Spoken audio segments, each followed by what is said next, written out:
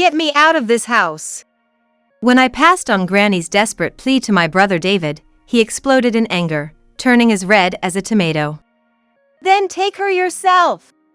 What? Me? You're the one complaining about how we do things. So, you take care of Granny. All right, I'll do it. I had no other choice but to agree. This is a dead end. David's completely controlled by his wife, Emily. The moment I realized it, I was seething with frustration. Emily is the worst. She's treating Granny like a servant and has sweet David under her spell. All for her own gain. I won't let her get away with this. I'll take back everything she's taken from us and leave her in shambles. Determined, I made my way to Granny's room. My name is Betty. I'm a 28-year-old secretary at a real estate firm run by David. I've recently married Stephen, a colleague from the same firm. Stephen, I'll be stopping by my parents' house before I come home today. All right, I'll meet you back at the house. Exchanging such words with Stephen is not out of the ordinary for us. That's how close I am with my family. However, there's a sense of distance I feel within my family. It's the names. My maiden name is Smith. Obviously, that's also Granny Jennifer and my brother David's last name as well. With both parents and grandpa already gone, I'm the only Johnson. It's not that I dislike it, but it does make me feel a bit lonely. I wonder if it'll feel even lonelier when David gets married. David is about to get married. Once he's married, he'll surely prioritize his wife over me. With this slight unease, I headed to my childhood home. Granny lives in a detached house. Apparently, Grandpa built it, and the building itself is quite old. I opened the heavy front door and called out to Granny. I'm home, Granny. Betty, is that you? Come on in. Granny's voice came from the living room. Following her voice, I walked into the living room to see Granny, David, and an unfamiliar woman. The woman gave a polite nod. Pleased to meet you. And who might you be? I'm Emily, your brother David's fiancée. David nodded slightly when I looked at him. I was aware David was getting married. But I didn't expect him to bring his fiancée along. The sudden introduction left me greeting her awkwardly. Pleased to meet you, I'm Betty, his sister. You're married, right? Emily asked, smirking unpleasantly. Thinking she might be interested in me, I simply nodded. Yes. Then why are you back here? You weren't kicked out, were you? Emily's laugh was tinged with sarcasm. Annoyed, I asked for clarification. What do you mean by that? Oh, no. It was just a joke, just a joke. Emily laughed. So, this is the type of person she is. Enjoying belittling others, a person with a nasty character. Realizing Emily's mean-spirited nature, I chose my words carefully to respond. I just stopped by to check on Granny. But it's good timing. I got to greet you. Is that so? Emily frowned. It seems she didn't find my reaction amusing. What did she want by making me angry? Was she planning to say something like she never wants to see me again because of that? While pondering, I turned my back to Emily. I'll go make some tea. We can talk after that. Oh, let me help you. Emily followed me. Once we entered the kitchen, Emily casually closed the door. Then she whispered to me in a voice quiet enough so Granny and the others couldn't hear. Putting on such a sanctimonious face, you're so annoying. Is that your true nature? You were pretending to be quite the nice person. It's the same with you, isn't it? Well, whatever, just don't get in my way. Emily pointed a finger right in front of my nose. Get in your way? The greetings are done, and I'm officially becoming the wife of this house. Eventually, this house will be mine, so let me do as I please without interference. Why would it become yours? A brother's wife has no rights to inheritance. When I countered, Emily smugly replied. If David inherits, it's as good as mine. You, Betty, has no say in it. This is also my family home. Such a noisy woman. I'll tell David you're harassing me and that I'm having second thoughts about our marriage. I was at a loss for words. Indeed, Emily has a bad personality. But it's David who's marrying her. I can't ruin David's marriage on my own. Now that you understand, don't show your face here again.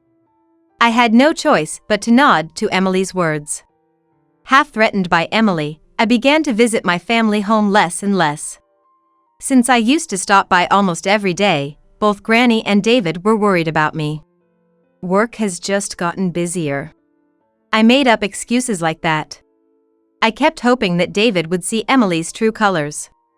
But David seemed like a different person when talking about Emily. Looking back, he was always so happy. So, I gave up, thinking it would be difficult for him to see. Meanwhile, David and Emily got married. 6 months flew by quickly, and I found it even harder to visit my family home. Even though I used to go there almost every day, now I only visited about once a month. It's not like I can't see Granny anymore. That's how I comforted myself. Then, one day, I visited my family home on a holiday and unusually, Emily was out. Granny, where's Emily? She went out with a man I don't know. David has been on a business trip since the day before yesterday. Seeing the opportunity, I took Granny out shopping. It was our first shopping trip together in a while. I was thrilled. But, contrary to my feelings, Granny seemed downcast. What's wrong, Granny? Oh. It's nothing. Granny dodged the question. But I found out the reason when we got to the supermarket. Emily took your money.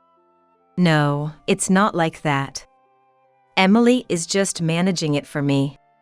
But it's your money, right? Why is Emily managing it? When I asked, Granny began to explain little by little. Shortly after David and Emily got married, Emily began pressuring Granny to hand over her account. I'll manage the money from now on. That's how Emily took control of Granny's account and stopped giving her any money at all. Furthermore, she dumped all the household chores on Granny and wouldn't even let her eat until they were done. Granny wasn't allowed to spend money freely, go outside, or even meet with friends. I buy you whatever you need, don't I? That was Emily's justification. What is that about? I was about to explode with anger. This is practically slavery. I had to do something. With that in mind, I took Granny to a nearby mobile phone shop. There, I got Granny a mobile phone she could use. Keep this with you. Why? I really want to help you right away, but Emily will definitely interfere.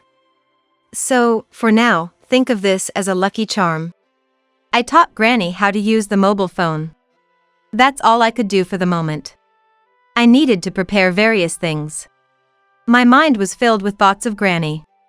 Then, on a certain holiday, a woman named Melissa who lived in the same apartment complex visited my room. Betty, can we talk? It's about Jennifer.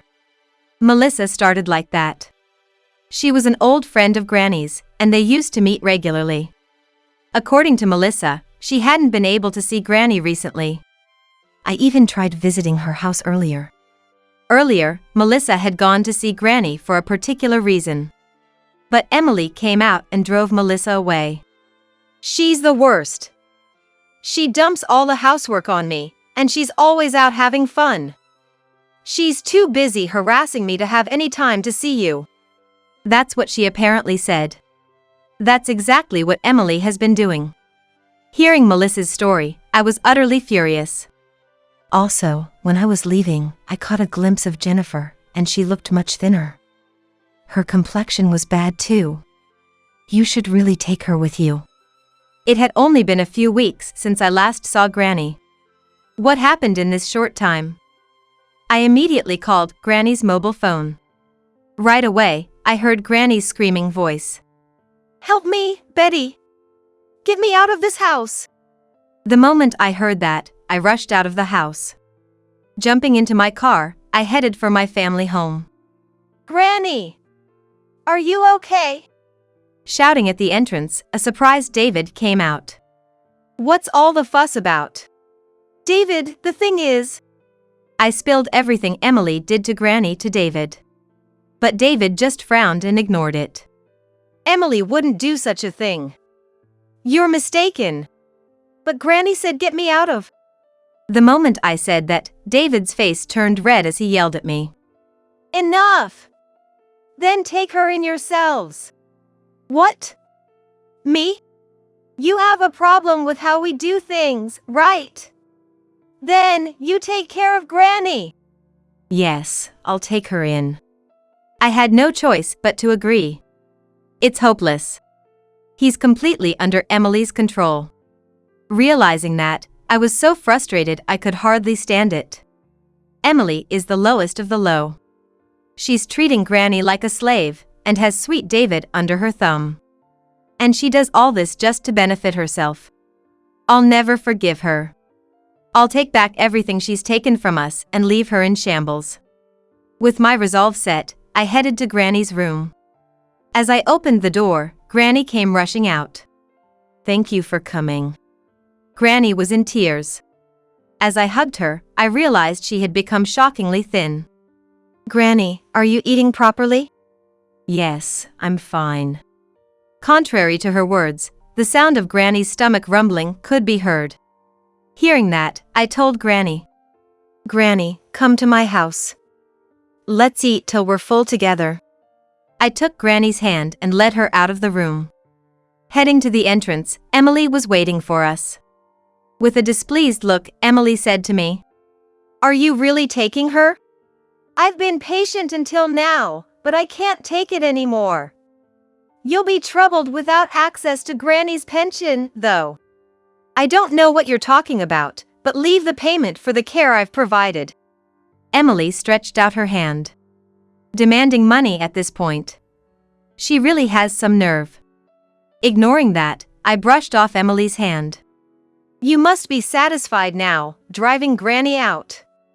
You'll get the house, and you can live here with David. If you're willing to renounce your inheritance, I might just be able to overlook this." Emily burst into laughter. Angered, I snapped back in a fit of pique. "I'll renounce the inheritance, but if you plan to live here, you need to pay rent." "Rent? Why?" "This house is in Granny's name. If you're kicking Granny out to live here, it's only natural you pay rent or buy the place." David panicked at my words. "What's that supposed to mean? This is my family home." "So what? Legally, it's Granny's house. It's not your house right now." "That's..." David was at a loss for words. Looking back and forth between David and Emily, I confidently stated, "I'm more knowledgeable about these issues as a real estate agent. David, you have two choices. Pay rent or buy the house. Let me know what you decide." I briskly closed the front door and left the family home. Then, I helped Granny into the car. "Sorry for being late." "It's fine. I'm just glad you came." While we were talking, Emily came out of the house. She approached me, yelling, "I'll buy the house, just as you want. But in return, never show your face to me again." "Do you have that kind of money?" "Of course. I was a popular restaurant worker." She must have made her money working at a club. That would explain her wide circle of friends. I calmly informed her. "Then, I'll have my real estate agent to handle it." "Huh?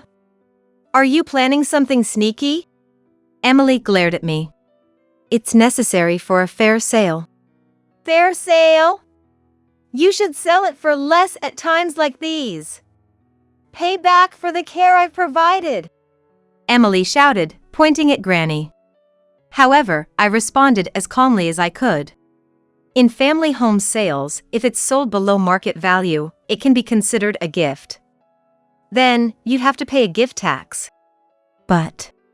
Emily fell silent at my words. With a glance at Emily's frustrated face, I got into the car. "Well, anyways, you really wasted an opportunity." "Huh? Granny is a flower arrangement teacher. Yet, you kept her locked up in her room and turned away people who came to see her. What a waste. At that moment, Emily had a realization. A flower arrangement teacher? Don't tell me the people who came to the house were her students? Indeed, Granny had been teaching flower arrangement classes at home. Melissa was not only a friend but also one of her students. That's why she had been visiting Granny, only to be turned away for no reason, leading to the current situation. She has more than 10 students. Each pays a few $dozen per class, which adds up to a significant income. You've wasted several $100s. Emily looked down, visibly frustrated by my words. With a sideways glance at Emily, I left with Granny in the car. On the way home, I contacted Stephen. Upon arriving, Stephen was there to greet us. Dinner is ready. Come inside, both of you. Come on, Granny. Stephen led Granny to the living room. While Granny was eating, we discussed what to do next. After a long discussion, Stephen suggested that Granny could live in his cottage. It's in the countryside, but there's a shop nearby, and there are people living around it. Stephen's cottage was inherited from his father. Located in the mountains of the neighboring state, a place I had visited several times. I think it's a good idea since you'll be busy with selling the house and all. What do you think, Granny? It's a quiet place where you can relax. Granny nodded at my suggestion. Now, the only thing left is to sell the house. Leave that to me. Actually, I have a cunning plan. A cunning plan? Stephen looked puzzled. I quietly shared my plan with Stephen. I see, that's a nice idea. I'm confident about it. We'll take back everything that was taken from Granny. I clenched my fist. A few days later, I summoned Emily and David to the real estate agent's conference room. However, only Emily showed up. Where's David? He's staying at home. Probably feeling guilty, I guess. Emily sneered unpleasantly. As long as you're paying, that's fine. Let's get started, then. I proceeded with the sale process, having other employees present as witnesses. But soon, Emily began to complain. What's this? Such a hassle. But you need to listen to the explanation properly. Huh? Enough already. It's going to sell at market price anyway, right? This is the fair price, isn't it?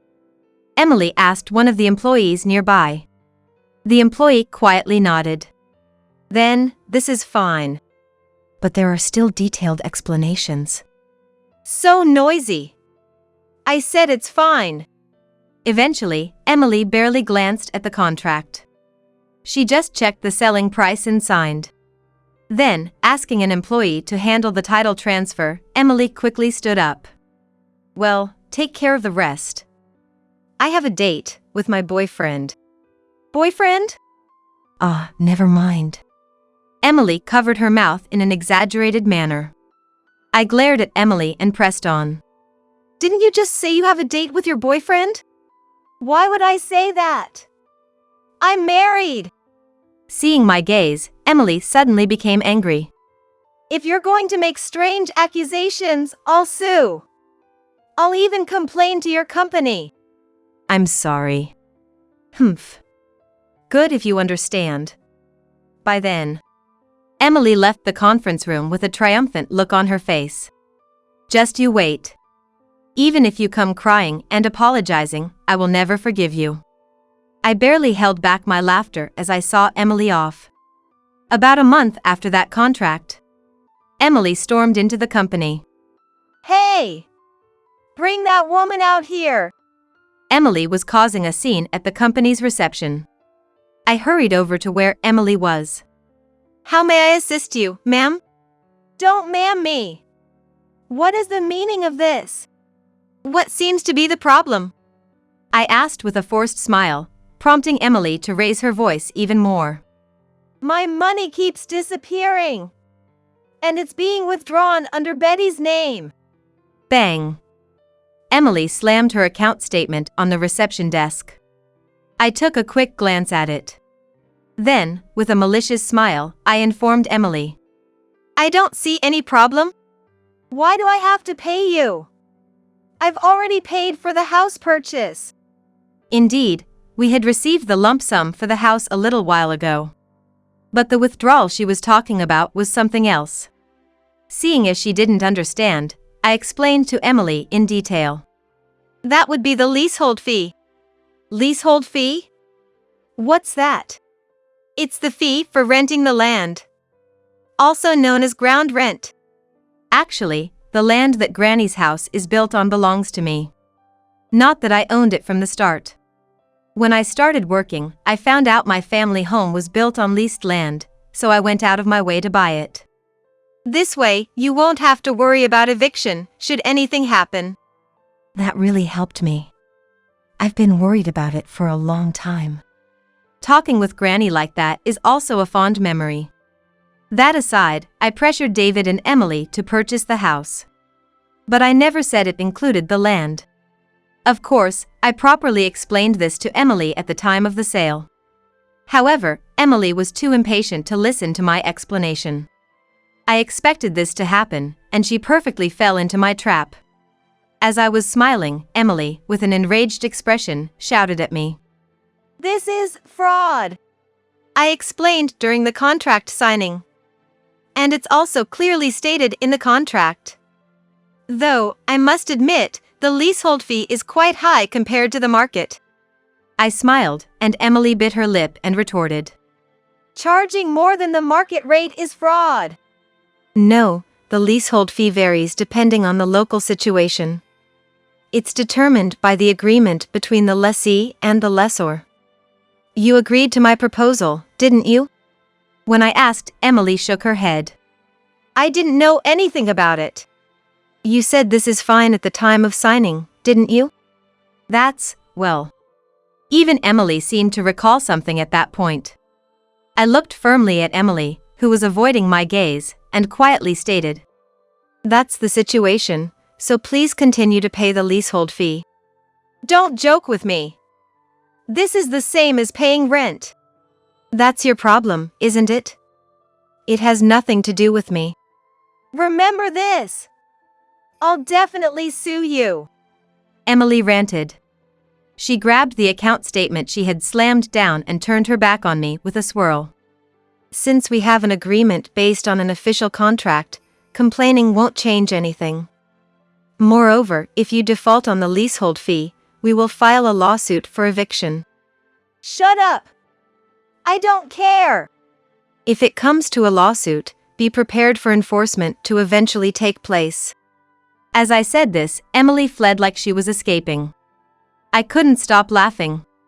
Emily's options from now on are limited. She either continues to pay me the leasehold fee or sells the house to someone else.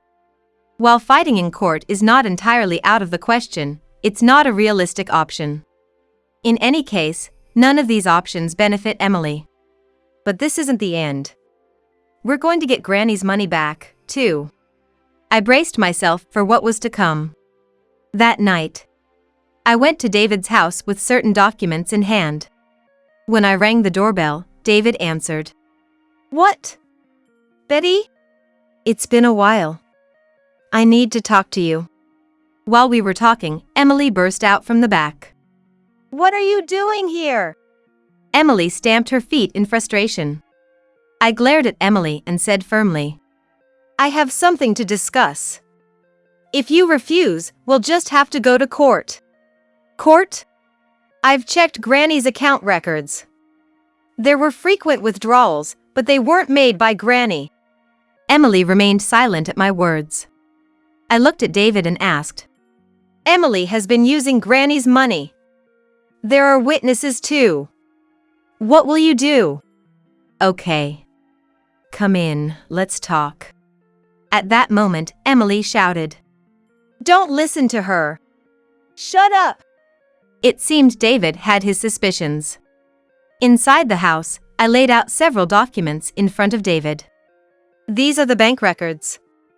And here are the written statements from witnesses. Witnesses? Who would know about our family matters? Your boyfriend? No, your affair partner. You bragged in front of him, it seems. He thought you were someone who could provide him with money. As I sneered, David's complexion changed. He turned a sharp gaze towards Emily and demanded loudly, "What's this about an affair partner? That's not true. Betty's just making things up." Emily was flustered. "I heard it from Granny. Your affair partner, he came to the house several times, didn't he? And you yourself said it during the house sale, remember?" "Huh? I don't know what you're talking about. You said you were going on a date with your boyfriend, didn't you? If you don't remember, shall I remind you?" I took out my mobile phone and played the voice recording from the contract signing. The moment Emily mentioned boyfriend was recorded. "That's not true. It's edited. It's genuine. I always record for accuracy, and besides, I've gathered evidence of your affair." I said this as I placed a stack of reports on the table. It was an investigation report on Emily's behavior. David muttered while looking at it. "I've always believed in you. Even with Granny's situation, I trusted you over Betty. And now an affair. That's it, we're getting a divorce." Emily snapped at David's declaration. "Fine then. Give me back the money I paid for this house. First, return Granny's money. And the divorce settlement." "Shut up. I can easily pay that. I can earn as much as I want if I go back to the club." Emily slammed the table. That's when I quietly made my point. Going back to the club might not be so easy. "Why not? Have you looked in the mirror lately? All that playing around has made you quite a bit plumper than before." At that moment, Emily turned pale. In fact, Emily had gained a few dozen pounds since the beginning of her marriage. Well, best of luck with that. I left those words behind and exited David's house. In the end, David decided to divorce Emily and demanded compensation for her affair. There was some dispute over the amount, but it was eventually settled through mediation. Furthermore, I demanded that Emily return Granny's money. Thanks to Emily's affair partner, who talked, Emily couldn't argue back and agreed to return the money promptly. She honestly offered to return the money. However, in order to get Granny's money back, Emily demands for her money back by giving up the house. Reluctantly, I accepted her request. Emily returned to working at the club to pay the compensation to David. But Emily had changed in both style and everything else. Naturally, she couldn't earn as much as before. She was quickly moved to a back office role, and now, it's said she's working a lot behind the scenes at the club. On the other hand, perhaps because David felt he had no face to show us, he moved away as if fleeing. He now lives quietly alone in a small apartment. Meanwhile, I've been incredibly busy with Granny's move. I visited Granny almost daily and ran around handling the house's title transfer, among other things. And today, as things have finally settled down, Stephen mentioned something during lunch. "Hey, I was thinking, why don't we live with Granny from now on?"